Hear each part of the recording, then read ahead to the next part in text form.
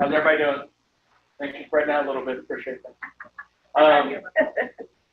And there's some people online. Hopefully y'all can hear us pretty well. Good morning. We're doing auto review. Dr. Timbrick will be here soon to do his presentation. We've got a summary report, a trauma report, and then a case report by Mike Shelton. And then Dr. Timbrick will be here to take veterans against new guys. I don't know what he's doing, but it'll be interesting. So he said it'll be fun, Barry. So there you go. So but with Dr. Timbrick's fun and our fun, way different. I'm 100% sure of that. So anyway, Brenda is going to do our summary report for us now. Okay. Thank you. Good morning. Okay. So this EMS run is actually 1412 Paris time. Got to put everything into Terre Haute time, of course.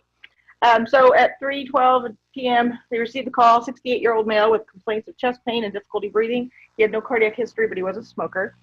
By 1521, they arrived at the patient. The patient was seated in a chair in a garage, ashen in color, and appeared in obvious distress in care of the Paraspire personnel. At 1526, they had a 12 lead, showed interior septal ST elevation. By 1532, they had given him warm lactated ringers, administered wide open due to his hypotension. His vital signs were 88/61, heart rate of 93, respirations 24. His SpO2 was 98 on 15 via non-rebreather and pain of 10 out of 10. By 1533, they gave him 324 milligrams of aspirin. He chewed it, and then 50 micrograms of fentanyl IV push administered with no minimum relief. By 1542, they'd given him 0.4 milligrams of nitro sublingual, still voiced no relief. 1546, an additional 50 micrograms of fentanyl administered again with no relief. By 1553, they did a follow-up 12 lead they acquired a 12 lead with significantly increased elevation noted and now showing lateral, anterior, and septal ST elevation with inferior reciprocal changes. By 1554, they had arrived at Union to the trauma 2. 1634, there was a balloon across the lesion that put in a drug-eluting stent to a total occlusion of mid-left anterior descending artery, reducing it to 0%. So it went from 100% to 0%. Patient discharged 2 days later with orders for dual antiplatelet therapy for at least 12 months and preferably longer, aggressive risk factor modification, and medical therapy. Pre-hospital EKG to balloon time was 68 minutes. Door to balloon time was 40 minutes. 2 reasons I picked this one. First of all, it was noted in the report there was a delay in response due to off-duty crew responding to base from home. 2 other units had already been on 911 calls, and so they responded from base with license sirens going. So that's still awesome, great time that they got to their home, got into their rig and moved on and got this. Another thing is I did have it noted in my own notes. I didn't put it on the PowerPoint. At 1436, the EMT had contacted physician in the ER to activate the cath lab, and I don't know why, because by the time they got there, they got him to the hospital. What time did I give you on that? To trauma 2 at 1554. They moved him down to the cath lab at 1609 for the ER assistant nursing care manager. I'm not sure why they didn't go straight through. It was in this gentleman's report that he questioned why he didn't go straight through. He called, he talked to the physician. They said that okay, that they would activate it, and they didn't. So I will look into that and find out why. I don't understand why. If you called in a true STEMI, I think you should move right on down to the cath lab. So you guys are doing your job well. We shouldn't minister heart. So I will find out why on that, because that was concerning to me. And I was glad that he put it in his report. Summary of the door to balloon time right now. Let me go ahead. I'm sorry. I'm not good at clicking. There was a second part of that. Door to balloon times right now, we're still at 100%. We're doing really well. There's no April information put in yet. I'll keep adding it as we do, but we're still doing really well. Our times are really good. So again, I'll get backup time information on that and find out why. My guess would be empowerment. Well, it said that they talked to and they listed the physician. I'm not going to call out a doctor. Because by law, the physician has to lay eyes on the patient, so I don't know how many minutes you're talking about, but it could probably, I would say, probably just do they typically ever just travel right through and go straight to the cath lab, though? sometimes the doctor will travel with them. Okay. It just depends on the physician. It just depends on the physician. Okay. Thank you, Brenda. Thank you very much. All right, so coming up next is going to be Jackie Martin. She's got a few case studies for trauma. Whenever you're ready. Okay. They can see you, by the way. So Yeah, I don't know. I still face. Okay. Okay. I'm not even sure what ones I pulled. Let's talk. So remember, I like interaction. So that means you get to talk too, right? Okay. Even if you have a mouthful. So the first, they're actually both elderly falls. Now I remember why I picked the two cases. They're actually both elderly falls, but they both play out very, very, very differently, okay? So the first one was a 911 dispatch call for an elderly male that fell. That's it, that's all you had. So call came in at 11:23, dispatched at 11:23, so it must have been a good day, Mike. En route at 11:25, on scene at 11:29, and then they left scene at 12:04 and arrived in the ED at 12:17. So not too bad, so that tells us it's probably a local one. So scene time of 35 minutes, but there really wasn't an explanation why. I don't know, you know as well as I do with elderly, anything goes. He might have been in a back hallway of a single wide trailer. I don't know, because it didn't tell me. So 911 call to arrival in ED was 54 minutes. Now this one I did question a little bit. This one has a residence that for a normal drive, for me to get in the car and drive, is about 13 minutes. But we all know right now that you can't get anywhere directly in Terre Haute right now. So I don't know if construction played into this. I have no idea what this delay was. So pre-hospital, he had a complaint of left rib pain. His skin was cold and dry. He was oriented to person, place, and event. It says that the neuro was normal baseline for this patient, so that tells me that they probably had an altered level on a normal day, so probably the normal aging process maybe. And the monitor states successful in the front page, so I'm not really sure what that meant. 12 lead and IV times 2 both state unsuccessful, so there's an incident where the two pieces of the run report don't match. So pre-hospital vitals were noted. He did really well. I don't remember who the medic was. Did very well with documenting vital signs. But do you see a pattern or a trend? It's slight, and we've talked about that many, many times. What's happening to the pressure? Okay, it's going down. What's happening to the pulse? It's going up. Okay. What was his skin? Cold and dry, so he has cold skin, so that tells us that perfusion is not so hot. And right now he's still dry, so we're okay with that. I say he, I don't remember if it was a man or a woman. So what's going on with my pressure again? Down, pulse is going up, very slightly. What's it telling me? Okay, your patient's probably headed to shock, right? What's going on with the respirations? Okay, because that correlates, right? Your pressures go down, your pulses and your respirations go up when your patient starts to go into shock. So the narrative says that the patient's wife met the crew outside. Patient fell in the bathroom and he was actually found supine on the bathroom floor. That may have been part of the delay, I don't know. Patient told him he stumbled and fell, which we know they're all so truthful when you guys get there, right? You get the whole story the first time, every time. He denies any and all symptoms other than left rib pain. Any and all symptoms. I'm pretty sure my list of any and all symptoms is probably pretty different than some of you guys, right? So I don't know, based on the medic's documentation, what any and all symptoms are. I can assume, but we both know what happens when you do that. And now, in the narrative, his skin is pale, cool, and dry. Okay? All right. So the wife tells them that he's usually pale, but now he's more pale than normal. Okay? I'm a pale kid. I am always going to be pale. My skin is always going to be pale. People make fun of me. That's why I don't wear white shorts. Okay? So if my family tells you that I'm more pale than normal, I'm probably in trouble, okay? We have a tendency, and I am just as guilty as everyone else in this room, to not listen to the family. So he has a history of renal failure and stroke. Well, there's 2 huge strikes against him right there. He has tenderness in his left ribs with palpation. That makes sense. That's what he told us hurt.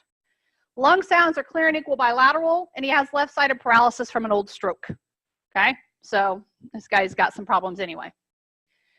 So in the assessment, he denied hitting his head. He was on Plavix, which we know is an antiplatelet, not an anticoagulant. But you know what? If in doubt, call it. He has skin tears to his left elbow and his left wrist. And it says there are no other injuries noted. He denied neck and back pain. C-collar was unsuccessful due to neck girth. So that tells me he's a short, fat guy. So this one made me this one made my belly turn a little bit. So with all that going on, they were going to transport him BLS until the EMT said, hey, medic, I can't get a blood pressure. So the medic's assessment says that he complains of nausea and blurry vision. Okay, your spidey senses should be tingling at this point. Okay, his pupils are pearl. He's in sinus tach. Now his 12 lead is unremarkable, but before it was unsuccessful. So did you get it or did you not get it? Stroke scale was non-conclusive because of the deficits from the old stroke. His abdomen is distended. Ding, ding, ding, ding, ding. He has IV attempts ×2 without success. We did not try an IO. And he has finger stick of 132, so he's got one thing going for him. He's not his glucose is not high. So the transport decision was to go to Union because that's where he requested, even though, so this one was more south. So the medic attempted persuading multiple times to go to regional due to possible life-threatening conditions, so he recognized that there was a problem. Patient was adamant and was ultimately transported here. That's because his doctors were here. En route, he said he was feeling terrible. His skin is now ashen and now he's very pale. Second IV attempt at this point was unsuccessful. Trauma alert was called to the facility. They called a trauma alert, so at least he got the team going. Oh, iron BP says 64/32, and I actually had Barry pull this iron because we questioned it, because nowhere in the run sheet does it say 64/32. I didn't like his pressures, but it didn't make me as nervous as that one does. So on the iron, he's actually asked to repeat the blood pressure to make sure we heard it right, which he did. Asked for a trauma alert, indicates fallen on blood thinners. Nowhere. Nowhere. I had Barry look at it. I had the girls look at it. Nowhere in that run sheet is there a blood pressure of 64/32. So ED calls a level 2 alert. Patients easily met criteria for a 1. Not sure why we called him a 2, but at least we called a trauma alert, right? He has a BP less than 90, and for us, anytime that blood pressure falls below 90, that's a level 1 trauma with a mechanism of injury. He is hemodynamically unstable at this point. Rolling in our door, okay? So rolling in the door, he's already not looking cool. So head CT is negative, C-spine's negative. CT of the abdomen and pelvis shows left-sided rib fractures. He's got a spleen lac. What do we know about a solid organ? Is it easy to lacerate it? No, not really. It takes a lot of mechanism to do that. And he has blood in his belly. So now does it make sense that he's hypotensive and tachycardic and tachypnic and he looks like crap? So the radiologist calls the results to our ER doc at 13:10. Now we are 50 minutes after arrival in ED, and we are 104 minutes after the 911 call. So what do we know as the minutes tick away? What's happening? He's laying there bleeding. He is dying. At 13:20, the patient was ordered 2 units of ONEG through a central line. At 14:01, he was upgraded to a level 1. I don't know why we upgrade. At that point, it's redundant. After the CT results were obtained, he should have been a 1 from the get-go. That's where we dropped the ball. Trauma surgeon, that should have got him a trauma surgeon. Radiology and CT would have been at his bedside. Lab would have been at his bedside. Blood bank would have been at his bedside. The entire health team would have been there. But we did not do that. We called it a level 2. So at 13:30, the patient went into cardiac arrest. Did anybody see that one coming? Yeah, it's easy to be a Monday morning quarterback, though. CPR, intubated. Oh, family wants him to be a DNR. So he was extubated at 14:09. He died at 14:11. So, opportunities, we have a ton. I'll tell you right now, ED dropped the ball on this one big time. But what were the EMS opportunities? IO, absolutely. Should have IO because he had no fluids. What about the documentation? You know, I don't usually pull bad runs. This one stuck out, okay? This one stuck out. And I know this medic. I know this medic personally. This medic was there when my youngest child was born, okay? This documentation sucked. It sucked. Okay, so if this had been other circumstances and it had a legal implication to it, that run sheet would not have held up in court. Okay, the fact that he was going to downgrade it to a BLS, that made me nervous. And then the more I read and the more I learned, the pressures were subtle, right? It wasn't a huge change, but it was enough that you could see a pattern when you put them out on the same piece of paper. What else? IO is a fantastic one. What else? His wife told him the minute they showed up, they weren't even out of the truck, and the wife's like, he's more pale than normal today. He has a fall. He's had a stroke. He has all these things wrong with him. These are the ones that are going to get your butt in trouble, okay? I know. I worked an ambulance. I've worked the ER, and I get tired of seeing these faces too. I left for 2 years and saw faces down there that I used to take care of here. I get it. But you cannot blow these patients off, okay? This guy died. Now, do I think we could save him? I don't know. That's why I'd have to get Dr. Tenbrake to chime in. I don't know. Maybe. He was bleeding in his belly. He had a spleen lac. I don't know. wasn't an overall healthy person. No, no. That didn't help him in anything. No, not at all. Not at all. So, thoughts? Anybody else? Any other comments? Any other thoughts? You're all like, heads down. It's okay. It's not a lashing. It's just a learning opportunity. All right, let's talk about case 2. This is an elderly fall. This one is actually an interfacility transfer from Union Clinton to Union ED for hip fracture. That's outside hospital. So they call at 2232, call an ambulance. They're en route at 2233, which is really good because usually when you get those transfer calls, they're not a priority.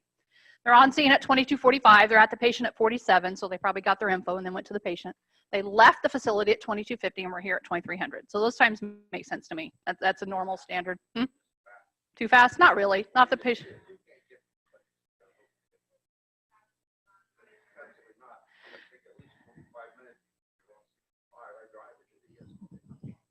Depends on how they drove it.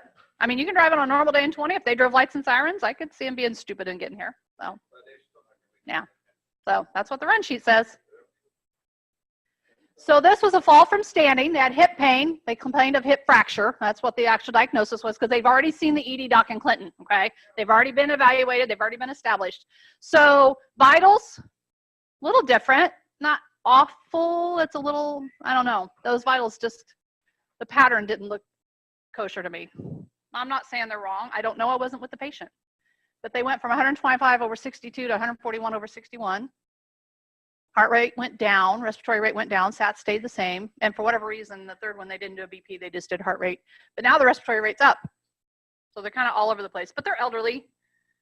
You're transferring them. You just told them their hip was fractured. I don't know. So treatment under the flow chart shows fentanyl was given with improvement twice. Gave quite a bit of fentanyl. They had a, yeah. You'll bag me. I'm just telling you right now, if you guys ever roll up on me and you give me fentanyl, any kind of a narcotic, you're going to bag me because I can't even take cold meds. IV therapy, they had a 20 gauge in the forearm, 100 cc's of fluid, patient response unchanged. Then they ended up, I'm not sure what this statement means or how it even got in there, but it says that they gave him 5 milligrams via endotracheal tube. This patient's not intubated. This patient is not intubated from Clinton to here. This patient is awake.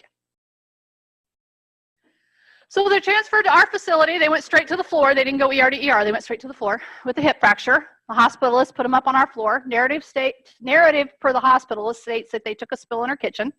Describes how the patient was found on the scene. The patient was transported both times by the same unit. So the transfer from Clinton to here is describing how the EMS crew found the patient on the floor at home, not how they found her in the hospital. So left lateral on the kitchen floor, grasping at her left knee. She was not picked up on her kitchen floor. She was picked up out of a bed of Union ED in Clinton, okay? Says they gave her 200 milligrams of fentanyl by ED staff, plus an additional 5 milligrams PO Vicodin for pain. But when I looked at the front sheet, it says that the medic gave her 2 doses of 100 milligrams of fentanyl and something down the ET tube. So either this patient got a whole lot of fentanyl or the medic charted what the ER had given, which is my guess. But again, we don't guess, right? Not the same medic as the first round, I promise. IV and Foley in place. Pain is moderate to severe. Patient complained of cramping in her right leg during transport. That makes sense. She has fractured her hip. IVs continued. That makes sense because it was probably established in the ER. Patient's reevaluation through transport says that her vitals are stable and listed. She was taken directly to the medical floor and the report was given to the RN. So the admitting MD says patient was standing at her sink doing dishes. She was holding on to the back of a chair when the chair toppled, causing her to suddenly slide under the table, which fell on her left side. That makes sense. Past medical history, she's got a lot, chronic back pain, chronic pain syndrome, so it probably did take a little bit of extra pain meds. Closed fracture on the left hand, hypertension, hypokalemia, protein in the urine, unilateral sensory hearing loss, so she can't hear them either. Neuropathy, and she's type 2 diabetic. So day 2, they order an echo for cardiac clearance because she has to go to surgery for the hip, so that's pretty standard. Shows that she has an ejection fraction of 60 to 65. She's elderly, okay. She has a valve leaflet that has an issue, little mitral gurge, nothing that makes anybody nervous, and they obtain a consent for surgery. Respiratory assessment says she has no pulmonary history. She went to surgery, but a problem with the sterility of instruments postponed it until day 3. When they opened the pack, there was something in there that wasn't sterile. It was a specific tool they needed for a specific old prosthetic, so she got delayed a day. So day 3, she goes to surgery with no complications. Her respiratory assessment post-op, she got a neb, she's given an incentive spirometer, she's on a nasal cannula. Now her chest x-ray says we've got a possible volume overload. So, excuse me, we're starting PT and OT, that's pretty standard. They get them up and out of bed the same day. Day 4, her hemoglobin dropped to 6.9. It is not uncommon for orthopedic surgeries, if you've not gotten to see those, for them to have blood. They lose a lot of blood in ortho surgeries. 6.9 is a little low, but it's not anything that made us freak out yet. So she got a unit, but they told the order said don't infuse it unless her systolic drops below 90 or her heart rate goes above 100. She actually ended up getting 2 in the end, which is about common. So day 5, the chest x-ray got a little worse. Now she's got vascular congestion. She's got edema with small pleural effusions. Internal med says no acute events overnight. So she didn't have any problems other than this slow deterioration. No shortness of breath, no wheezing, no chest pain. She has low O2 sats. And so she was up, her O2 was up a little bit, but the note actually says she was started on O2. But the note before that said she was already on it. PT noted the day before that they began O2. So day 6, she starts complaining of chest pain at about 10:30 in the morning. They send her for a VQ scan because they think she's trying to throw a clot. That makes sense. She's just had a big surgery. She's had blood. She's got a lot of issues anyway. That makes sense. So it was negative. So at 12:22, she had a panic troponin and she was transferred to a monitored floor. So now we're looking at cardiac on top of trauma. Her BUN and creatinine were rising. We brought nephrology in. We did a renal ultrasound. She's had a right nephrectomy. You guys know what that means? It's gone. Okay? She only has one working kidney. So, no hydronephrosis in that one working kidney, so good for her. No significant changes compared to a prior CT. So now we've learned something new about her that the hospital hadn't figured out yet. And the EMS definitely wouldn't have had that one. Day 7, her chest x-ray says no concern for pneumonia. Now we have a cardiology consult because she's had a non-STEMI. 11:45, she had an episode of AFib. They gave her amiodarone, started her on a drip. She converted back to normal. She had a heart cath later that day, but they could not deploy the stents because of the severity of the vessels. They were too messed up. So now we're going to do aggressive medical management per cardiology. But at 21:24, her sats are dropping to 82%. Now we have to put her on a BiPAP. She was just a simple fall. She was doing her dishes in her kitchen. The chair gave out, and she fell under the table. Day 8, she got very restless through the evening, night, and early into the morning per the nursing staff. She was constantly pulling her BiPAP off. Now her echo shows an ejection fraction of 40%. So we went from 60, 65 to 40. Chest x-ray shows worsening CHF. She has patchy infiltrates everywhere now. On day 9, we lose IV access. Chest x-ray shows diffuse lung infiltrations are getting a little bit worse. Her respiratory distress is charted as moderate. Maybe she was having a good moment. So now we bring hematology and oncology in because she's anemic. Day 10, okay? This was a simple hip fracture. Day 10, she's confused. She's still on BiPAP. Day 11, we still don't have IV access. Multiple attempts by multiple staff. Nobody's available to place the central line. Chest x-ray shows pneumonia in all lung fields. So now she's got pneumonia.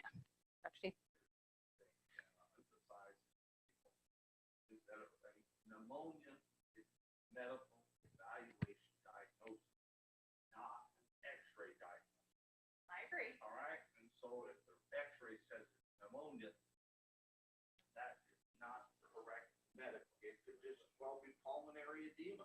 But either way, the chest x-ray shows there's an issue. There's an issue from a standard fall. So on day 12, she goes into AFib again, that converts back. And she may have had that. She's old. 11:37, she went into cardiac arrest.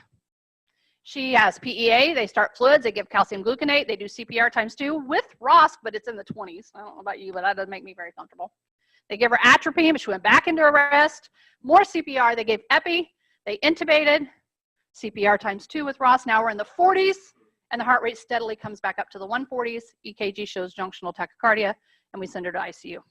Simple fall. Day 14, now her urinary output's crap. Day 15, renal function's a little bit better. Day 17, we extubate her with a little difficulty, but she's still on BiPAP. Day 19, the chest x-ray shows a tortuous aorta, so it's twisting, okay? So what do you think happened to her? Somebody said home. Somebody said home. You think she did okay? She actually went to a sniff. We expected this to be a death. We really thought we were going to be reviewing this through trauma, and she actually went to a skilled nursing. So 2 normal elderly hip fractures, okay? Or well, the first guy wasn't a hip fracture, he was splenic clack. But do you see how it's really important? Your documentation tells us so much. I really doubt that this lady was intubated and got anything down her tube, unless it was in surgery, which was delayed a day because of the sterility of the pack. Okay? You gotta pay attention. That's the whole purpose of both of these. You've got to pay attention to what you're charting. And I know you're like I'm gonna really tell my age here. We didn't have computers when I worked on ambulance. Quit laughing, Chris Thomas. We wrote them out. Okay, we didn't have to quite. Now my husband probably had to chisel. You know, that's him and Barry. But I wrote them out.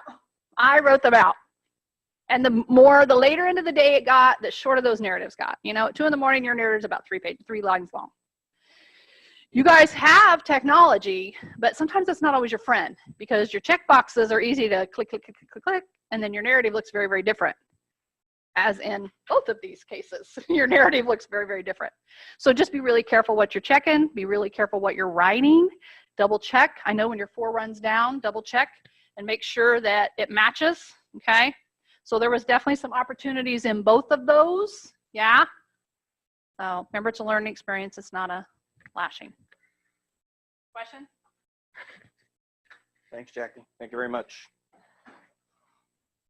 All right, we got one more presentation before Dr. Timbering comes in. Mike Shelton's here. He had a really interesting case. Just make sure they can actually see you on their stream. Wave that. No, not there here. Anyway, so Mike had a really interesting case, and so I asked him to do a presentation. We was going to do it last month, and something happened. I don't know. So A few things happened anyway. Yeah. So Mike is going to do his presentation, then Dr. Timbering will come up. So how do I click this thing? Gotcha. All right. All right, that works. Okay. So I'm going to try and follow that one that y'all just listened to with my long, boring, probably 30 slides of my abdominal pain. Yeah. So for about a month straight, I had some really weird runs that we ended up going on, and this was one of them. And I talked to Barry about it because I wanted to do a follow-up with this one because it just, I don't know, I couldn't figure this one out. So we went to a normal place that we normally go to. It was for this 75-year-old male patient. He just said he was complaining of abdominal pain, kind of diffused, couldn't pinpoint it, said it was come and go, just really couldn't explain it real well. But he was sitting in his kitchen, holding his abdomen. About a week prior, he had a GI scope. So that's kind of what he told us. Doctor said there was no evidence of bleeding, released him, told him to just go ahead and go home. But it wasn't really long after that he started having some diarrhea.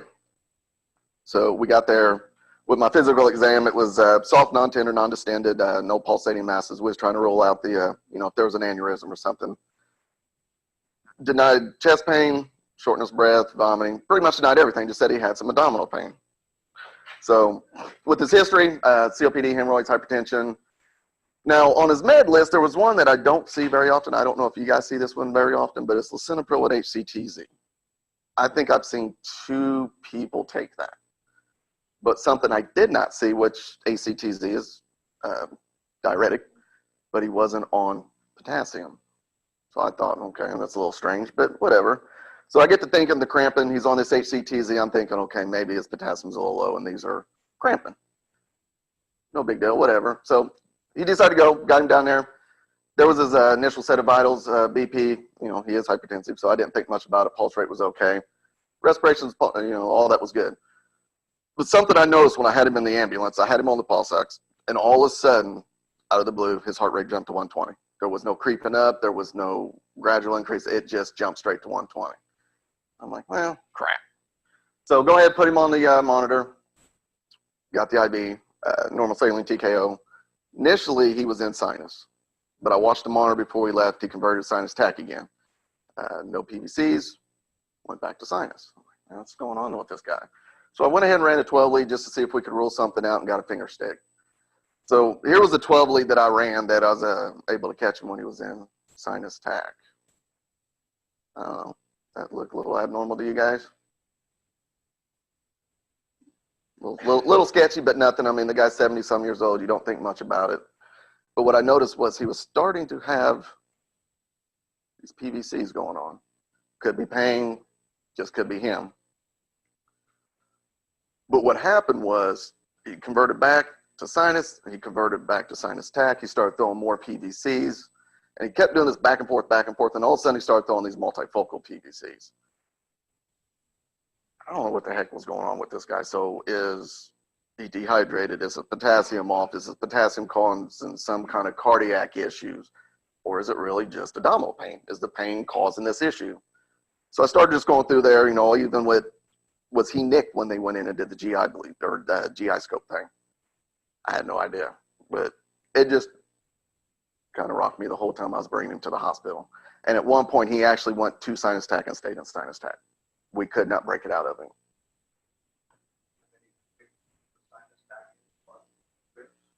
No, I didn't catch those because I didn't know if I was going to have to put the pads on this guy. I didn't know what was going to happen, so I was kind of back and forth by myself. But he was throwing multiple multifocal PVCs. They were all over the place. And as soon as I came in, dropped him off, I went and got Barry. I'm like, dude, what is this? And he goes, I have no idea. I did do a follow-up, and I got the answer to what was wrong with him. But what in the world would you guys think is wrong with this guy? Low potassium does not cause pain. And anybody on the diuretic can have low potassium. Right. But anybody that's in time frame of, you know, last well before the doctor puts it open, you have to be concerned that the problems are either related to that procedure or to cardiac causes that they were not aware of. But the most common complications that people have in these procedures are perforation. Valves got perforated. They have underlying ischemic colitis, bad blood flow to their colon, or they get bleeding. Right. And other things that happen because they had an anesthetic, they had these procedures, are cardiac issues, heart attacks. But the potassium itself is so painless. You get nausea. So you can't with low potassium, you can't get cramping? You might be cramping in muscles if you're running and active. But for ordinary person on the diuretic, it's nausea, weakness, point. Okay. I just don't feel it. It doesn't cause pain. Okay. You see those sports players go out, you know, I got leg cramps. You know, oh, they're dehydrated. That falls on. All right, this guy's got unlimited access to beverages. You don't get dehydrated with unlimited access to beverages. Dehydrate before the game and during the game. It's simple matter of overuse of muscles. You go in the gym and start pumping up those presses. Yeah, your arms are going to cramp up because you're overworking. It's not dehydration. But in this particular case, there are old people that just need to be aware that things that seem to be in the GI compartment often originate out of the cardiac compartment. They've got to check both of those areas for organ dysfunction. And PVCs per se, especially when they're multifocal, is more suggestive of a high adrenergic state, high levels of adrenaline. Something's got this guy's body juiced, and oftentimes it is pain. So you have to focus on what can be your reasons for pain. So just the referred cardiac pain that develops, that happens. Yeah. That's why I ran the 12 lead. Did this guy had a perforation occur? They can biopsy. Could have. And they can perforate second, third, they can perforate first day. You know, but it's not normal to have the diarrhea prolonged after periods. And that often is associated with something called ischemic colitis. Not enough blood flow to the colon, so it doesn't work. It doesn't absorb fluid.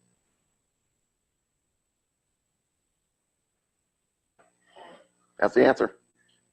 That's what they found out was wrong with him. Something wrong in the bowel compartment, and pain triggers cardiac. Not a run-of-the-mill abdominal pain for me. All for your member. If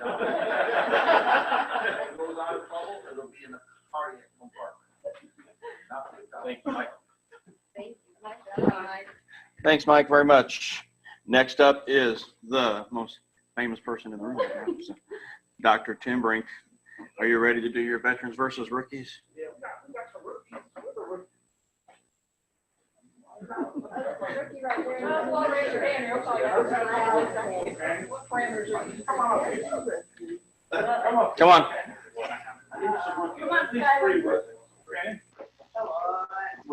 Right? You're here to learn. That's what we're here for. That's what you hear from the learn with file. Okay, you were with me.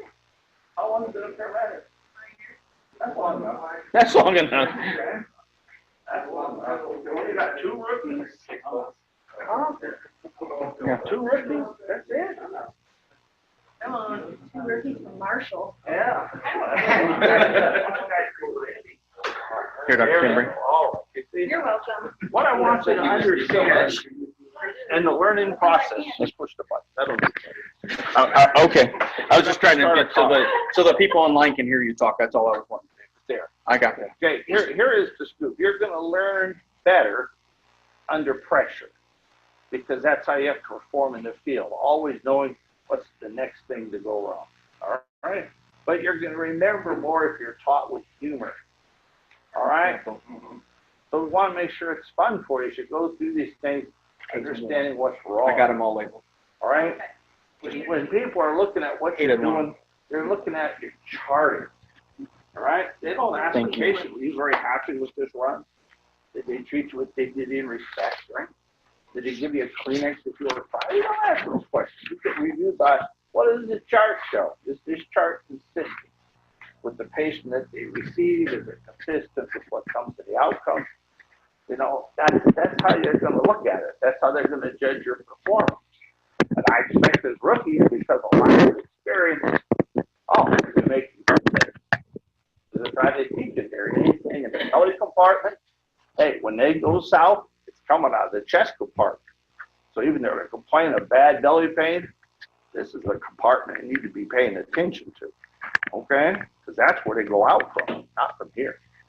All right, so we're going to take a look at some charts, some vital signs, some documentation, and ask you a few questions so you can learn from other people's mistakes. I cannot tell you how much I have learned from evaluating other people's mistakes. Boy, that's a lot easier to do, okay? Because everybody makes mistakes. Everybody does. But it's easier to learn from other people's mistakes and say, oh man, I don't want to do that. That was dumb. Oh man, why did they do that? Happens to all of us because we're mentally, visually sidetracked by some other issue. You know, especially like, belly pain. What are you going to do about his pain? What do you do about his pain? And then there's a problem up here that you never really address because you're so focused on the belly pain. Okay, so let's take a look here what we got here. All right. This somehow seems like a very similar person. This isn't the same case. It is not. That I saved that one for last. A lot of 75-year-old sick people in There are. Beaver County. Absolutely. Okay? A lot of these people here. And they're chronically ill. Okay?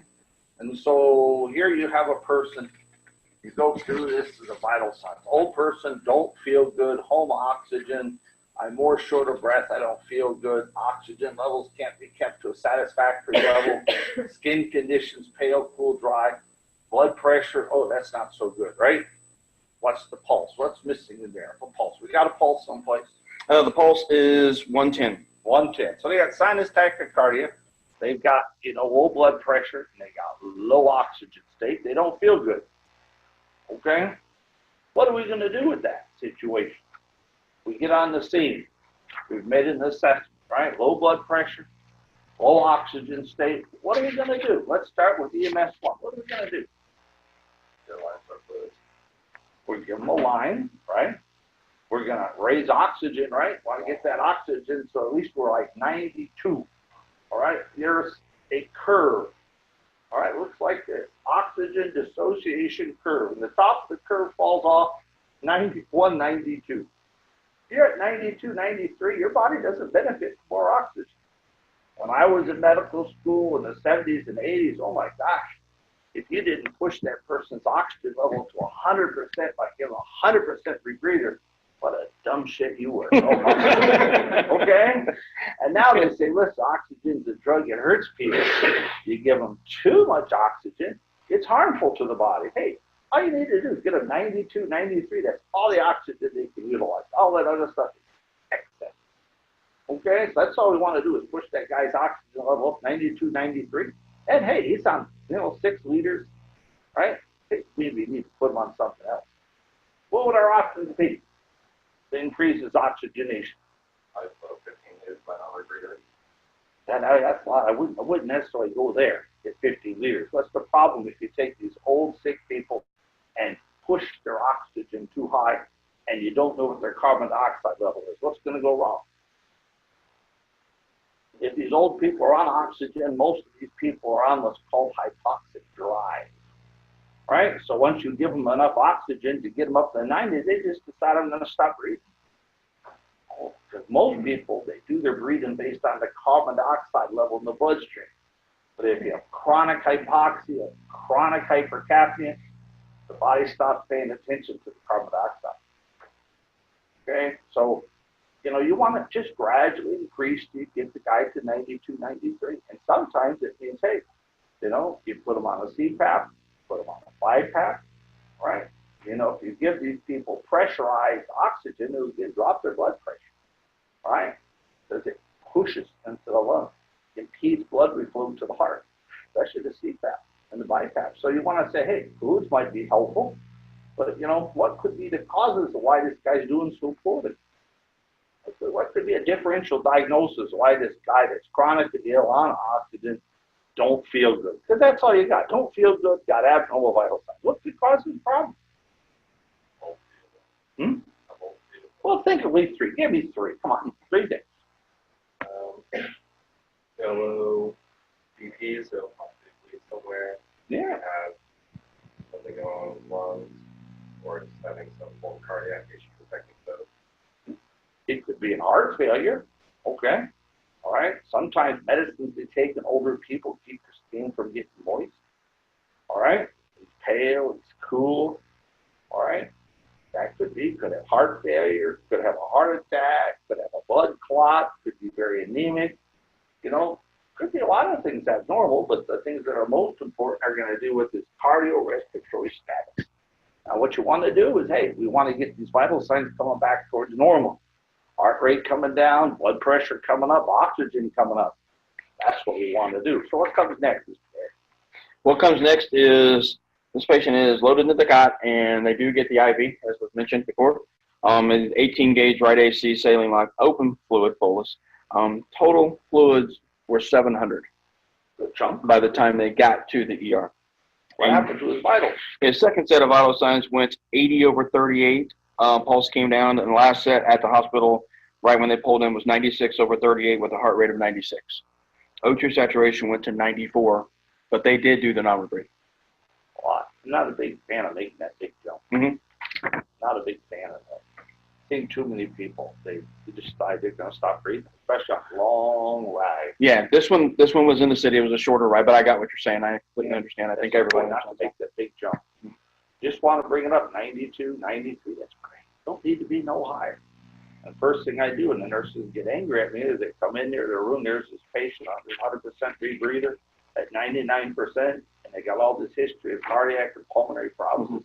Hey, they're on too much oxygen. Get it down before we end up with respiratory insufficiency, respiratory failure.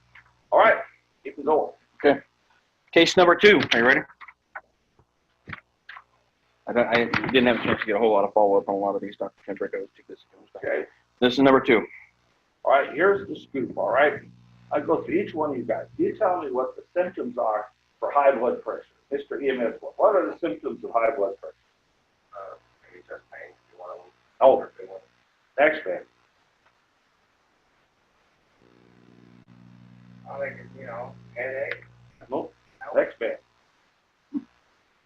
What are the symptoms of high blood pressure?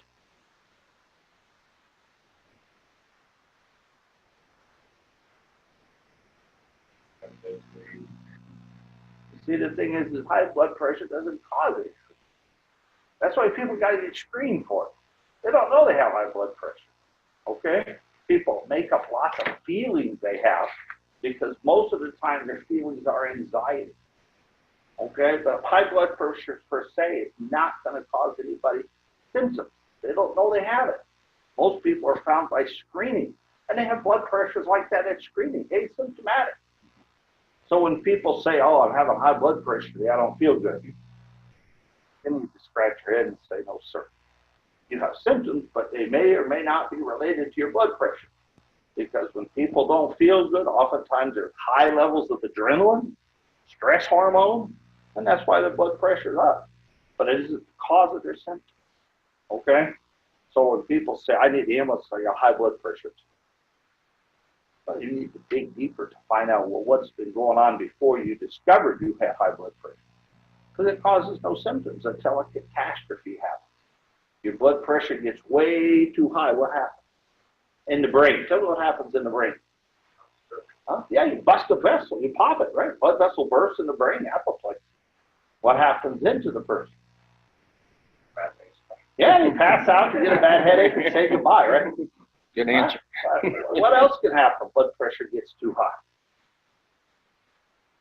What could happen in the chest compartment? Yeah, they go into heart failure. Blood pressure is so high, the heart can't pump the blood out against the system, so it fools to go into heart failure. All right, below the diaphragm, what can happen? Persistent, prolonged hypertension untreated. What can happen to organs below the diaphragm?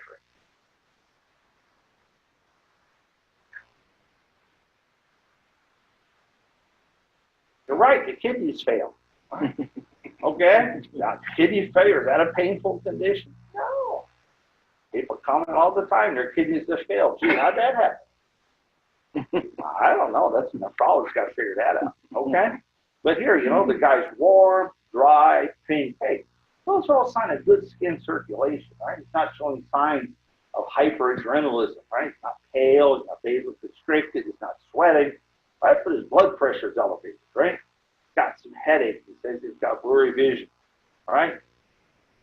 Takes a blood thinner, Eliquis, by the way. Takes a blood thinner, A Eliquis. blood thinner too, right? Yes. And so when they have these complaints, you have to understand that the brain is the only organ in the body that can auto-regulate its blood supply. Nothing else can do that. So the strange thing is that people that have circulatory problems in their brain, right, their blood pressure will go up. Brain will demand more. But when you see people come in, hey, I don't feel good, I got a headache, and my blood pressure is elevated, I take Eliquis. Hey, the worst thing that can happen is blood vessel burst. Okay? This particular guy had history of aneurysms, abdominal aortic aneurysm, and it says including in his knees. What knees? I'm assuming the popliteal artery. Yeah. That's the first one I'd ever heard of that. Got a lot of arteries, yeah. Yeah, that's the first one I'd heard of that. So what did they do to treat? What did they do? What would you do for a guy like this, right? Comes in. All right? So his problem is he's got headache, he's got blurred vision, got some hypertension. All right? What are you going to do for this guy while you're transporting, right? What do you got in the field you can use to treat hypertension? What do you got, Joe? Yeah, you give him some Lobetal. I got no problem with that. You give that guy 10 milligrams of Lobetal. I'll repeat that every 10 minutes. All right? See what happens. You know, the guy's blood pressure goes from 240, hey, down to 200, and the diastolic 140 to 110. And he says, my, I feel so much better. Well, what do you think then? That makes no sense, okay? That makes no sense. But that happens a lot in medicine. You do things and people say, boy, that really makes me feel better. So they gave 5 milligrams of Betalol, and it came down slightly. So they gave an additional 5 milligrams, and it came down to 200 over 110. That was the third. I'd start with 10. That's a good adult dose, 10 milligrams. The only reason I wouldn't give 10 milligrams, you know, is if a person has a different rate of heart rate. A heart rate is less than 60, I might be fine. Right? But I would go slow. There ain't no need to normalize that blood pressure. All right, the worst thing that can happen on a guy with hypertension, that Eliquis therapy, you know what Eliquis is? Those new oral anticoagulants like Coumadin that are passive active, hey, a blood vessel burst in his brain. What are you going to do about that in the field? All right, call the priest. That's not a bad idea. Put your finger in there. That ain't no bad, right? Reducing his blood pressure is the only thing you can do. All right, but you should do it slowly. All right, okay, slowly. All right, you want to raise blood pressure rapidly, but you want to reduce it slowly. Okay, what's going on next, Barry? All right, the next one, case number 3. There was very little in this one, but this one still has some numbers that we needed to use, okay? Yep. Dispatcher residence for a 35-year-old male patient. Patient stated he has hypertension with a headache, and his initial BP was 210 over 120. Now, what's a subsequent blood pressure? His second one was 186 over 112. Okay, all right. So what we talked before about blood pressure? It's symptomatic. People don't know they have it. Yeah, that's elevated, but it isn't going to cause any symptoms, all right? If people start getting symptoms when they've really studied it, right, it's the bottom number getting over, the diastolic over maybe 135, all right? And then what symptoms do people have? They have a host of symptoms, all right? Host of symptoms. But none of it is specific for hypertension. It's all specific for hyperadrenalism. I feel shaky. Mm-hmm. I have headache. I have tension. I have stress. I have shortness. Host of adrenal-related symptoms, because that's the number one reason people have high blood pressure. High adnergic state. There are many times in emergency where people come in just like this, right? All right? And you try to tell them that it's not due to your blood pressure. The blood pressure is caused by your stress or response to a headache. It's not the other way around. It's the hypertension caused the headache. Unless something bad happens, like a vessel burst in his brain. But the number one medicine these people need, hey, something for relaxation, tension syndromes. All right, So this one ended up getting what medicine? I mean, it's just pretty simple. They got Levodopa, and they got 5 and 5 again, just like we talked There's about. a protocol that says for 5, Barry. Yes, there is. It's actually, the idea is to drop it down only 10% decrease in your systolic blood pressure. So we went from 210 to 174. All right, So so if you're using 5 milligrams, repeat it in 5 minutes. Use 10 milligrams, repeat it in 10. Okay. The 5 milligram is a very tiny dose. I use 5 milligrams for people under 150 pounds. Little tiny 90-year-old lady, right? yeah, this was a 35-year-old male. Actually, the narrative says that he takes his medicines 3 times a day, and after he took it the first 2 times, his blood pressure didn't come down. So he called his doctor, and what do you think his doctor told him? Take your 3rd dose. Right? Nope, the doctor said go to the ER. The doctor didn't say take your 3rd dose. That's true. I wouldn't lie to you, sir. I guess you didn't want the 4th phone call. They did not want that 4th phone call, exactly. All right, case number 4, dispatch for a patient with low blood pressure. And that's what the dispatch was for. First responders were unable to obtain a blood pressure when EMS first got there. And you can see the patient was seen earlier in the day for a low BP, given fluids, was sent back home, and that particular patient was getting ready to do their peritoneal dialysis at home, and the blood pressure was extremely low again, and it was 56 over 52 when they first got there. That's what they get, right? Now, what does someone tell me about that blood pressure? Incompatible. Incompatible. It's incompatible. There's no perfusion pressure, right? It's inaccurate. That's all you can say, right? Yeah. Okay. In order to have perfusion in tissues, you have to have a differential degree, and in most cases, that's about 35. You go into shock, the pulse pressure will narrow, right? Mm-hmm. But never should get less than 25. Okay. So obviously, the blood pressure there is, what's the best term to use? Wrong? It's not consistent with human life. So the second blood pressure was 83 over 47. Hey, that's getting a little better, right? So I hope they're giving them some more fluids. They are. All right. Now here again, now we're dealing with another aspect of blood pressure. This is low blood pressure. What's the number one feeling that people have with low blood pressure? Pain. I don't feel good, right? Why do people pass out so often? Because they don't understand. They don't feel good. They need to lay down, right? That's the way the system is. You know, I don't know my blood pressure is 80. I don't have anything that says, gee, my blood pressure is low, right?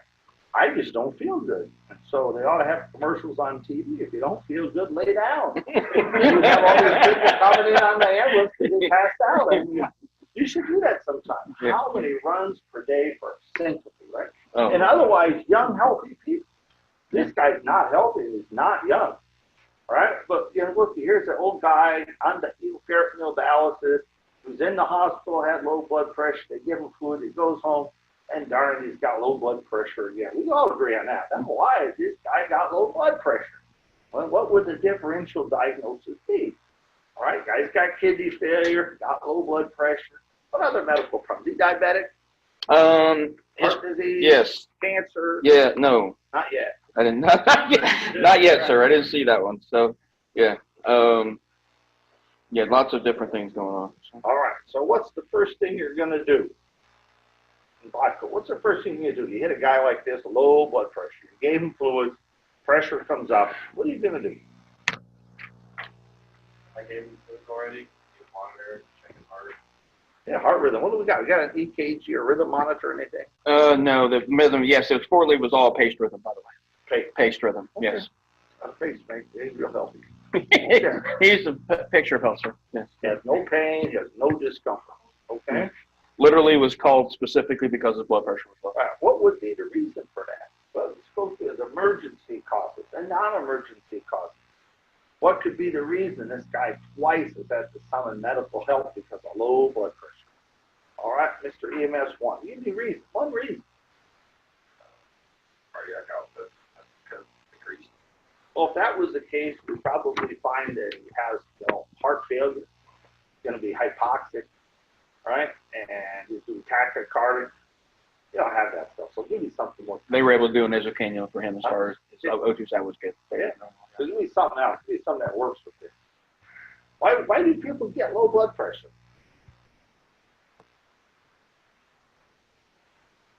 Meds are taken. Huh? The meds are taken. Well, medication certainly can play a cause, but I'm sure this guy's been on meds for many years. But you want to ask one question: any new medications been given to you? Sometimes medication interaction, 1 and 1 usually result in 4. So you want to know about new medicine? But here, I'm still with EMS 1. I'm not going to let you go.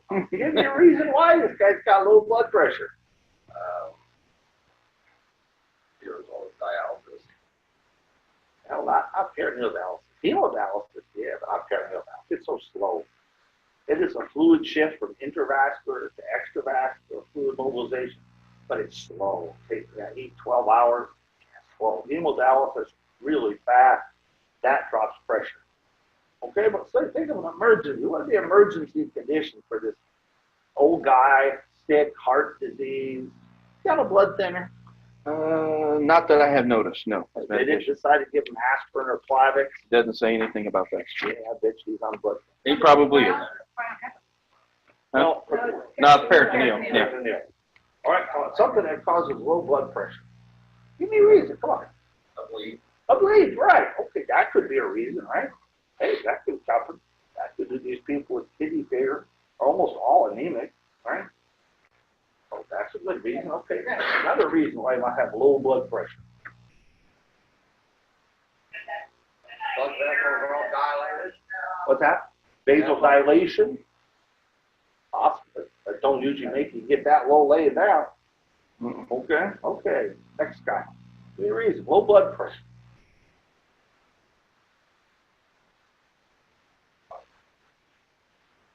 The kidney failure, don't get dehydrated. You don't get rid of fluid. All right, you got to have vomiting or diarrhea to release fluid. They don't pee. And that has not been mentioned in the If I hearing. took you and I put you out in a room, all right, I didn't give you any access to water. You could have nothing to drink.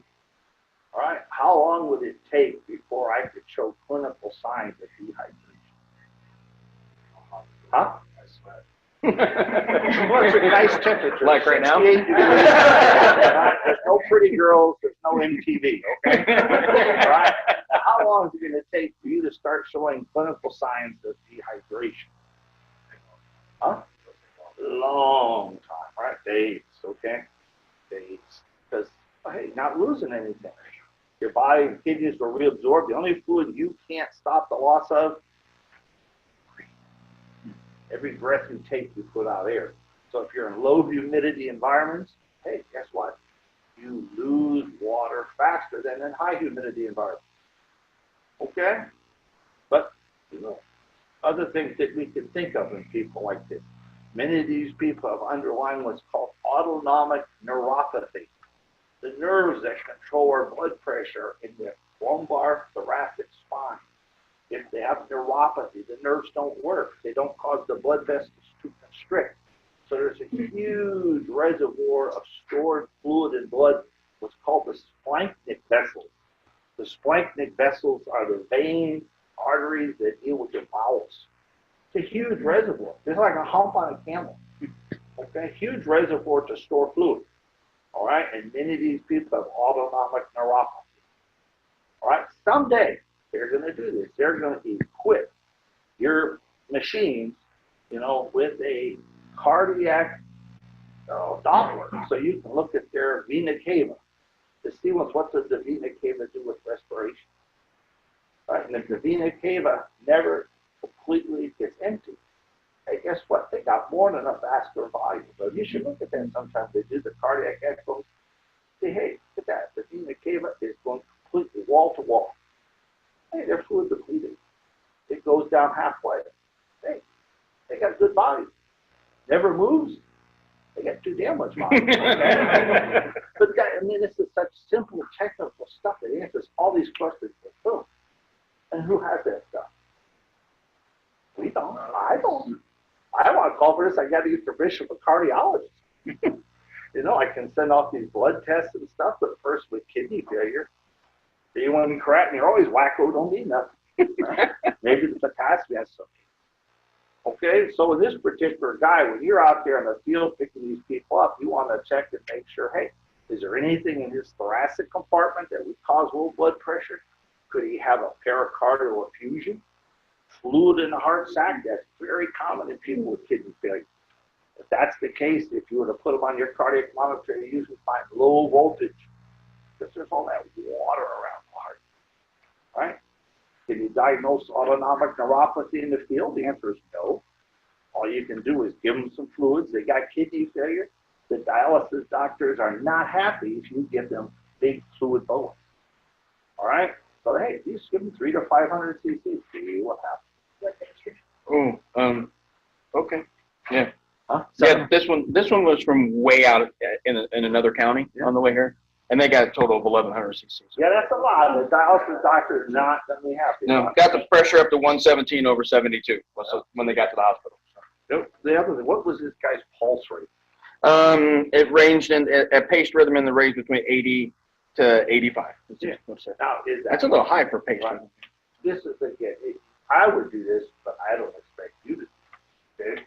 You know, if a person's got that type of blood pressure, we describe that as shock blood pressure, right? Yes. All right. Well, what should the heart rate be? Well, the heart rate ought to lump along 120, 130, 140. It's not there, right? What is the problem? Why is the heart rate not responding? Is this guy on medications that suppresses heart rate? Right? But in times past, I've given a person like that a dose of ecstasy. See, once I get his heart rate to go over 100, that may improve his performance in dynamics because it isn't matching. Okay? It's not matching. But the first response to all these people is, hey, gentle fluid bolus.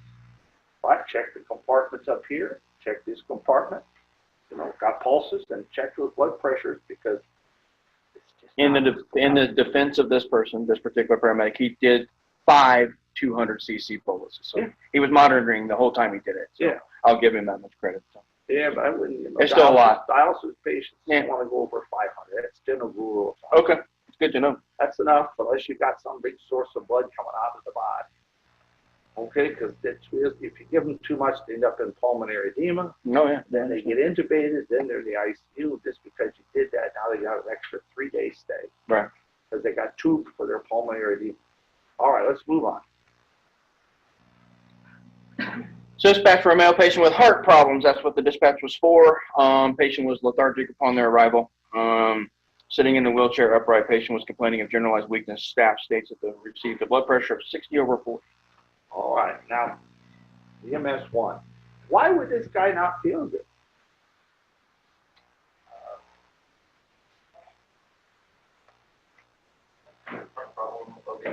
Yeah, he's not perfusing his brain, right? All right, if you look at his mean arterial pressure, you take a mean arterial pressure, you take twice the diastolic, add the systolic, divide it by 3, that's 80, 70, that's 150. So his mean arterial pressure is 50. All right, what's your mean arterial pressure? maybe about 90, 95, right? Dr. Timbrick on your case, 100, right? Okay. It goes up, right? Yeah. So you have to look at numbers and have to understand, hey, mean arterial pressure is way too low, right? But he's got a heart history, right? And so everybody will automatically assume wrongly that the reason he's got low blood pressure is because he's got a heart problem, right? But let's look at that, right? That's the first thing the family's going to say, you know, he's got a heart problem. What things would cause a person, all right, to have low blood pressure with heart problems? Give me one.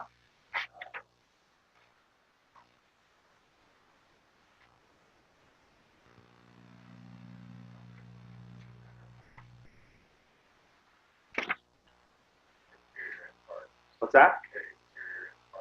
Well, inferior infarcts are not usually associated with low blood pressure unless the bradycardia, because the bottom part of the heart doesn't do much squeezing. If you want to kill off a piece of your heart, kill off the bottom part. Okay? It just holds it together. Good to know. But it's not a serious reason for low blood pressure. If you have a right ventricular infarction, hey, that could do it because the blood doesn't get pumped through the lungs. It's backed up. A right ventricular infarct causes low blood pressure. Okay, so we're not getting enough blood to the brain, but we're looking for things that in cardiac fields cause low blood pressure. Right? One of them could be, hey, cardiogenic shock. Right? Guy has a heart attack, right? Wall don't move. A lot of times people have one heart attack and hey, they lose, you know, their ejection fraction, normal person, 55, 60%. You have a heart attack, it's a small one, right? Now your ejection fraction is 45 to 50%. You have a second heart attack. Oh, the second heart attack is usually worse than the first. Now what happens? Oh, now you're losing a good squeeze part of the heart. Hey, fall to 30% ejection fraction. And even a 30% ejection fraction, not going to cause you to have that kind of a blood pressure. All right, that kind of blood pressure occurs when you've got ejection fraction of 12 to 15%. And those people be dying in front of your eyes. It's so bad. They all have pain with it too. But you got to look for things in people with heart problems, right? Hey, people with low blood pressure, they can have pericardial effusion. Again, the clue there is, hey, let me look at his EKG. Does he have low voltage? That would be a clue. All right? They can have pulmonary emboli. That causes low blood pressure. How does this happen? Gradually, suddenly, right? GI bleed. These people, the vast majority of everyone with heart disease is on a blood thinner. All right? Wouldn't it be nice if you guys were allowed to do rectal exams in the field, right? Wow, right? Wow. Well, I have to argue that with my nurses all the time. You won the lottery today. Okay? Usually it costs me a dinner. But the key thing, I got heart problems. Yeah, blood pressure is low. You need some information, sudden, gradual, history of this, no history of this. Yep. To go forward. Okay, what goes on next? Basically, this particular patient denies anything, no blood in his stool, no blood in the urine. They were unable to access IV due to previous opiate drug abuse. Oh, no, not in there. It was actually out of the Bureau of Prisons, by the way. Oh, okay. I know you have a hard time believing that. That's hard to believe. All right, what would you do? Okay, you're called to see this guy. What are you going to do? He pulled all his veins. He's got low blood pressure. You know, sure, shoot, you cannot transport that guy in that condition without doing something to change things, right? I mean, arterial pressure is 50 and you don't do nothing. Hey, you know, Dr. T at record review is going to get on your butt about that. All right, what are you going to do? What are you going to do? Huh? Yeah. Oh, If they only attempted times one, by the way. This is what I want you to remember. If you remember somebody named Sarah Palin, drill, baby, drill. Okay? Oh, Lord. All right, drill, baby, drill. All right, now you should remember that. That's a good quote in paramedics. Politician got that one right. I mean, you go out to a place like Vegas, they got a lot of trauma. I mean, they got egg timers in the trauma room. You have 3 minutes to have an IV in this person. Then they're drilling. Yeah. Well, why is that? What is the rush to drill about? It's because they did statistical analysis. And if you didn't have IV instilling fluid in 5 minutes after you hit a shock room and shock, you know, your mortality rate was so much greater when it went back and looked at death and survival that, hey, resuscitation of intravascular volume did not begin in a timely manner. 5 minutes. So 3 minutes. Egg timer, drill them. Okay, so you get a guy with that, you drill them. You got drills on there? Drill them. Okay. That's the thing to do. You got to restore circulation. Get that mean arterial pressure back up. Okay, we went from 50 to 70. Great. All right. So what's next, Mr. Barry? Next one, dispatch for a sick person, 71-year-old male patient, lethargic and increased edema. Initial BP was 80/44. Patient was on OMO2 via nasal cannula at 5 liters, 24/7 all the time. Yeah. All right. So what can we say about this person other than I would use this as a pre-morbid person? All right. You know what that means when I say he's pre-morbid? He's just waiting to die. Okay. Pre-morbid. All right. You shouldn't do surgery on these people. You shouldn't touch them. They're just so bad off with the heart and lung system. So they want you to do something. He's got lethargy, increased edema. Gained 16 pounds in 4 days due to edema. So what could be wrong with this guy?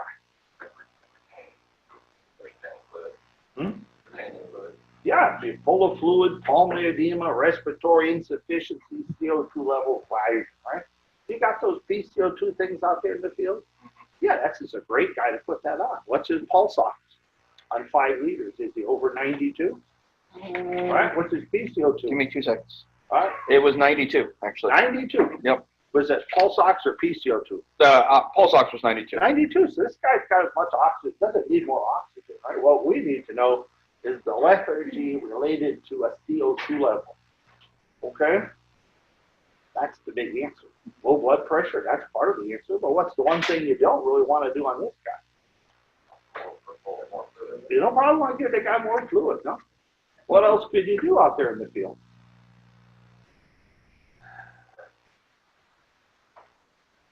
What's his heart rate?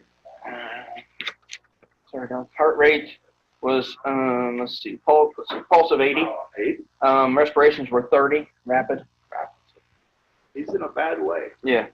He's in a bad way. So lethargy, increased edema. Second vital signs gives you a CO2 of 47. CO2 of 47, is that normal or abnormal? Huh? It's abnormal, but it won't cause any symptoms, okay? So you should come to the conclusion the reason he's not doing well is poor brain perfusion. Yeah, Low pressure. So the only thing left we got to do this guy is something to raise his blood pressure. Fluid won't help because he's fluid overloaded by history. All right? You got to do something. So this is one of those things. Hey, remember the guy's heart rate's less than 100, right? Hey, that's not right. This is discordant. You could try a milligram of atropine, even though he's not bradycardic. Heart rate should be over 100.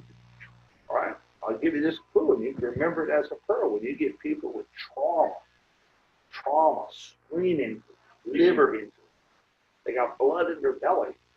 Those people have high vagal state. They'd be in shock of blood pressure, 88 over 64. But the heart rate's only 92. Damn, whenever you see that in trauma, you ought to say, hey, that happens because of blood in the belly. They have a high vagal state. They need fluids. Right? And if you can't get the pressure up over fluids, you give them some atropine because that heart rate should be over 100. All right, got to get that. Because fluid. I can't tell you how many times I've seen this happen, even in a gynecologist's office. That some girl's over there, she shows up 2-3 days, abdominal pain, this menstrual period, positive pregnancy test, and the ultrasound shows a leaking ectopic pregnancy. Right?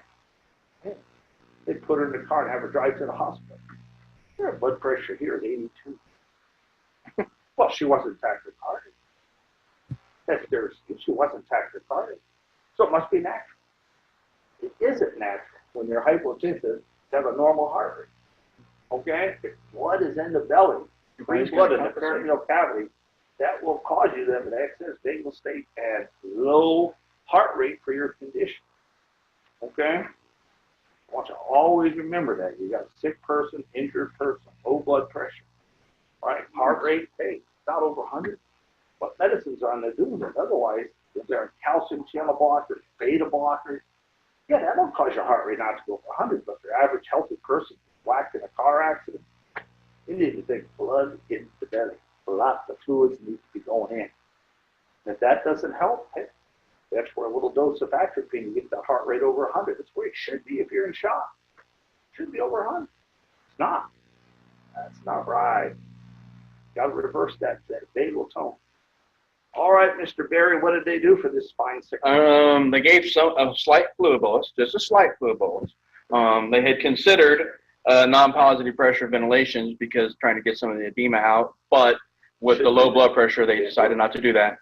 This is good rule. Do you guys carry BiPAP out there? Nope. Huh? No, CPAP. Stuff like It's, you pick up many more people with heart failure, all right, that benefit from BiPAP than CPAP. You should have the BiPAP. In Philadelphia, all right, these kidney failure patients call for ambulance, short of breath. They put the BiPAP, they drive them around for 45 minutes, and they drop them back at home. It's cost saving. It pays for the BiPAP. Leave them the unit, bill it, and go home. Okay. There's no more fluid in those people, you know, than was an hour before. Simple matter of redistribution. Just pushing it around and moving it. Yeah, that's what the BiPAP does. So But it's good for these people with excess fluid, but you can't use it. I'd say anybody blood pressure less than 100. You're just heading for trouble. Yeah. So they just this particular patient had some improvement, numbers wise, some improvement. This patient was a pretty sick patient regardless. So Pre-morbid. yeah, absolutely. So, and the last case I had was the one that Mike did. So he already put the final in one, then we don't need to do Put it. that case up. Let's go through a few more things. There we go. All right, abdominal pain. All right, now this guy's had this problem for how long? Ever since I had my colonoscopy, right? Yeah, the scope, GI scope, yeah. GI scope. Okay. Yeah. Things can go wrong with GI scopes, all right? I had 2 people have this happen. All right, they had scopes done, they went home, they got sick, passed out, had belly pain, and come to the hospital with left upper quadrant pain. And they're in shock. You put your finger in the butt, there ain't no blood. Damn. This case has gone south quick, right? Started south in the butt. Now, you know, if a person went in there and they had a perforation, the 2 most common complications, bleeding is much more common than perforation. Probably 10, 12 to 1, right? But if you bust your bowels, put a hole in it, you don't really go into shock that quick. Happens over time, 24, 36 hours because of infection and peritonitis. You touch a person's belly with the peritonitis, oh my, you know what peritonitis does. Right? Then they can be in shock, but they're not going to be in shock before they got peritonitis. So you got to think, well, what the hell else could happen? Right? All right, so you think in the compartment here, Dr. Timber always says chest up in the chest. The problem's down here because this is more likely to kill you than that. You know, when we worked these people up and got a CAT scan and stuff, lo and behold, they had scar tissue attaching their colon to their spleen. And when they put the tube in there and pulled around, and these people were under anesthesia, they avulsed a piece of their spleen. It's funny tears. Damn. Yeah. Damn. It's a bit aggressive. It's a bit aggressive. Yeah, but but they didn't know it. You see, we used to do these things under conscious sedation, right? And guess what happens when you do that to somebody under conscious sedation? Oh, they wake up and scream. Yeah. But when you're under a general anesthetic, You don't know. they don't know what happened. Yeah. All right, that's the difference in techniques and things that people are doing. But you need to be aware of that, okay? That with these things, this can happen. All right? But the guy's problem is diarrhea and pain. Diarrhea and pain. It's going on a week. You got to ask yourself, did you not know what the number 911 is, right? What is a week, man, right? If you ever go to the hospital and you get these sheets for follow-up and instructions, right? They say call right away, right? Right? Everybody expects after you have a colonoscopy, you have diarrhea for a day. And after that, you get your shit together. Right? This is going on for a week, right? Like, where you're thinking, like, maybe I should call the doctor. Maybe I should go into the office. A week, right? Right? Now, they follow this guy in the end, they say some kind of bowel obstruction. But I'll tell you, by far and away, the principal symptom of bowel obstruction would be pain and vomit, not pain and diarrhea. Okay? Yeah, that's what I found when I went into the chart to find the follow-up for Mike. I was like, what? Because that's not at all what I anticipated. It's not there. But the key thing is when you're seeing these people and they have these problems, is to remember not to get so focused on one organ system that you forget, that chest and belly, they go together, peanut butter and jelly. If you got abnormal vital signs, you need to be more concerned about what's happening in the heart and lungs than what's in the belly, because fixing stuff in the belly is generally surgical. Right. And I don't think they're going to let you guys do that yet. No, they won't give us BiPAP. I don't think they're going to let us do that. I don't get it. Yeah. Okay, I don't get it. Why you can't use BiPAP and choose. Oh, I'm not saying we can't. We just haven't got that. Okay. Yeah. Because it's expensive. You give the stuff to the people when you're done. Just sell it at a Walmart rate. Right. Okay. Right. I mean, the BiPAP equipment, it should be more expensive than CPAP. Oh, it is. Trust me. It really is. Yeah. We've already done some research into it. You have to Walmart. Okay. Order it online. Amazon.com. Amazon. Go Yeah. for it. All right. Okay. Get some competition going. This is America. All right. All right. More than one retailer. That is my last case for you, sir. All right. Well, let's talk to you fellas. Vital signs. I cannot tell you when I review these charts how important it is that you remember that vital signs is plural.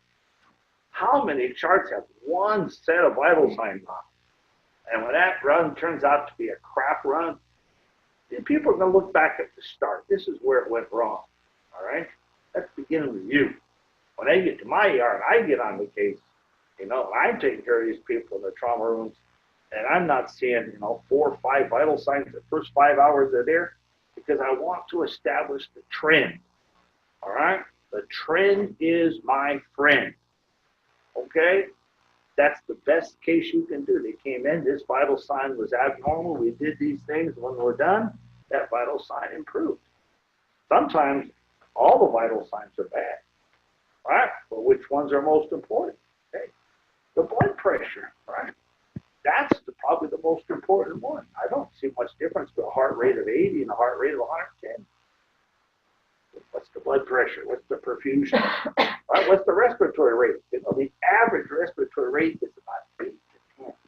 That everybody in the emergency room is 18 to 22. I don't know why. Low oxygen. I swear I'm going to do this. I'll prove there's low oxygen in the ER. Give everyone an escape for the mistake. It was low oxygen. It's not my fault. But you got to look at the vital signs. And also the ER, a respiratory 18. Oh, that's great. But in the field, 18, man, that's like twice normal. Right? It's abnormal. And that's the most variability of the vital signs that you see is respiratory rate. Wouldn't it be nice if they made a monitor to count respirations? Wouldn't it be? Yeah, we need to work on that, right? Because it's the vital sign that I say is most worthless in the field. All right? It's never right. Never compatible with the person's condition. All right? And if a person has a respiratory rate of 18, right, they're hyperventilating, unless you can show they got a serious hypoxic problem. So take a look at it. Be careful about that vital sign. Because that one, the respiratory rate is always wacko. Right? The heart rate, hey, the only time you really need to do anything about a heart rate is when it's associated with either chest pain or a blood pressure serious anomaly. Their heart rate is 42, right? And their blood pressure is 110/70. What should you do about that? What should you do? Huh? Yeah, okay. It was a UFO over hospital. Oh, no. Right. So if somebody shows up, hey, their pulse is 42, their blood pressure is 110/70, right? And they call the ambulance crew because I don't feel good today. They get a lot of those calls, right?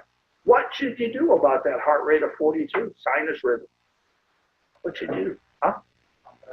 Do nothing. Monitor it. Means nothing. The only time you're going to do something for these people with bradycardia is when it's associated with low blood pressure. Hey, I use a number of 95. All right, your heart rate is 42, your blood pressure is 92/60. You don't feel good? I'll give you some atropine because that's really discordant. Right? Raise your heart rate up. Maybe heart rate comes up to 50, blood pressure comes up to 120. You feel better. Hey, I guess there's a relationship with you with low blood pressure and not feeling good. Now, how does the low heart rate fit into that? That could be the cause. Could be other things too. But a lot of times I see this happen, especially, people got low heart rate and feelings. I feel dizzy. My heart rate is 37. My blood pressure is 130/72. and they want to treat that low heart rate. There's no need to treat heart rate unless it's effect upon the blood pressure. So take the blood pressure a couple times. The rest of it, you just simply monitor it and leave it alone. Okay? Well, that's how they feel. People get lots of feelings, and the hard part is they tell you they're feeling, but it often doesn't correlate with the process or what the serious issue is, especially family members. All right, they'll tell you a lot of stuff. And the only thing I've learned in 35 years is say, hey, thanks for sharing that with me. That might be real important. How can I get whizzed off about that response, right? Thanks for sharing it. That could be very important. You know it's not, but it could be very important. It could be, you know, hey, it's a big bullshit. But you listen to them, right? Not that they know anything, right? But you listen, you give them a positive affirmation for sharing, all right? But what else is them? I can just tell you how people get humped off of what you say. Right? Well, they tell them, that doesn't mean anything. I mean, it turns out it really did, right? So thanks for sharing. That might be very important. They get a positive affirmation, and then it might come tell you other important stuff, right? You got to establish a bond of trust when you go out to see these people. If you see good emergency room doctors, they walk in a room, and in 2 minutes, they can establish a bond of trust with about everybody but a meth addict, okay? They're too paranoid. But that's the hallmark of people that do their job well. They can get in there and make contact with these people and elicit a sense, hey, this person's here to help. All right? Now, you guys got any questions? You've been up here on the point for a while. No? They're scared. They're scared. They don't have any questions. No, being Best way to learn. You have to learn from experience. Remember, you want to learn from other people's mistakes, okay? That's a much easier way to learn, all right? And if you do make a mistake, everybody makes a mistake. Write it down on a piece of paper, all right? I have to remember this. Write it down on a piece of paper, fold it up, and put it someplace where no one else can find it, okay? All right, and every once in a while, sit down and review that. So, yeah, I remember that. That was something I ought not do yet. Okay, does anybody here have any questions about what we talked about today? Anybody want to argue, debate, discuss? Right? Because then we started in medicine, there isn't usually just one way and a highway. You get different people, different specialists. They all have their own perspective about what to do. I'm just telling you my perspective as the point person in trying to determine what's the sick organ, what has to be fixed in order to restore a chance to stay alive. That's what I do. Okay? And I got to sometimes have more than one person help with that process. Most of the time, the people besides one organ. And you got to figure out which of the 13 organs has gone bad and what can I do to fix it. Vital signs are a key component to some of these things. Not to everything, but a key component. But you've got to remember the trend is my friend. Multiple sets of vital signs in there. And when there's a trend established, this is what I did about it. Right? Those are great charts. Gary loves those charts. What's about a gold frame on? Right? I passed out. I don't feel good, you know. And you watch the heart rate go up, blood pressure go down, respiratory rate go up. And I put in a line and I gave them 1,000 cc's of fluid and they felt better. Wow. Okay. That's the way the chart should work. They oftentimes don't. Okay. No. But the worst charts that I have to deal with, they have one set of vital signs that they've been under their care for 40 minutes. Yeah. What are you doing? Well, we were too busy trying to do this, and do this, and do this, and do that. But they're called vital signs because they're very important to stay alive. All right. I've even seen charts like this: a 0 in a vital sign line. Right. You got heart rate, blood pressure, respiration, right? Pulse ox, right? And one of those has a 0 in the box. What does that mean? You're dead. You're dead. Right? But this stuff happens. I mean, you just got to pay attention, and especially when you finish your run report, all right, then you want to go back and look at those vital signs. Hey, did I do this right, or did I make a mistake? All right? Like I got into this lady the other day. I mean, if people know more about medicine than I do, this guy is vomiting his socks off. And my blessed nurses have him on a blood pressure monitor. It reads like 170 over 152. And that lady sees the number, and she knows he's about to blast off and blow an artery in his brain. And by God, I'm not giving him blood pressure medicine. I must be the stupidest person in the world. And you know what? Not. But I just, ma'am, that blood pressure monitor is not accurate when people are vomiting. That's all I can tell you. We'll stop his vomiting, and his blood pressure will get better.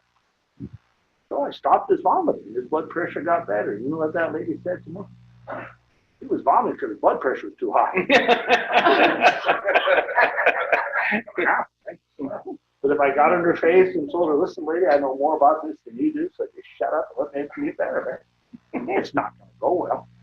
Right? But people think they know more than you do. There's a lot of people out there that I just don't get into a conflict with them about it. I simply explain to them, the machine doesn't work when you're vomiting. Give abnormal reasons. Got to stop his vomiting, his blood pressure will get better. And it did. But you know, she's got her idea of medicine. I got mine. I think mine's rated a little higher than hers, but she still can have her opinion. Okay? So this is the things that I deal with if people want to get you and complain that people didn't listen to. That's the number one complaint against healthcare providers. Didn't listen. So I told you what to say.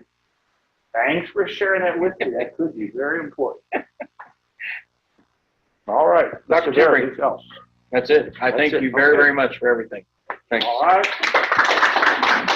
All right, guys, anybody have any other questions or anything they'd like to bring up? One thing I will tell you, next week I had the EMS symposium scheduled for next Friday, the 14th, and that it will be canceled. We only had about 18 people sign up, and so it's just not worth running next week. So maybe again next year we'll have to wait and see how the response is. Otherwise, please be sure and sign in. If you did not get your EMS tumbler, let me know. I've got some up here for everybody to take. Thanks, guys. I appreciate it.